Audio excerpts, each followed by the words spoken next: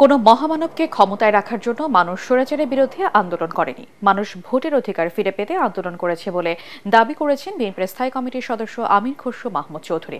সমমনা তিনটি দলের সাথে বিএনপির লিয়াজু কমিটির বৈঠক শেষে একথা বলেন তিনি। আমির খসরু অভিযোগ করেন, বিশেষ সুবিধাবাদীদের সুযোগ করে দিতে হচ্ছে, জনগণ নির্বাচন চায় না। স্বৈরাচার বিরোধী আন্দোলনে অংশ নেওয়া প্রায় সব দলই ডিসেম্বরের মধ্যে নির্বাচন চায়, জনগণও এর বাইরে নয়। আগামী মাসের মধ্যেই সরকারকে নির্বাচনের রোডম্যাপ দেওয়ার আহ্বান জানান বিএনপির এই নেতা। সরকারি দ্বিধাদ্বন্দ্বের কারণে গণ অভ্যুত্থানের সুফল মুখ থুবড়ে পড়েছে বলে মনে করেন তিনি।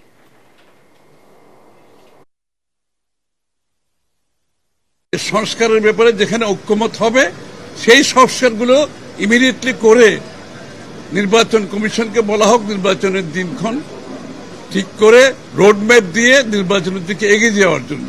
যেই সরকার জনগণের ভোটে নির্বাচিত হবে তারা জনগণের কাছে দায়বদ্ধ থাকবে, জবাবদিহি থাকবে, সেটা যেই সরকারই হোক। কোন মহামানবকে বাংলাদেশের দায়িত্ব দেওয়ার জন্য বাংলাদেশের মানুষ আন্দোলন সংগ্রাম করে নাই, ত্যাগ স্বীকার করে নাই।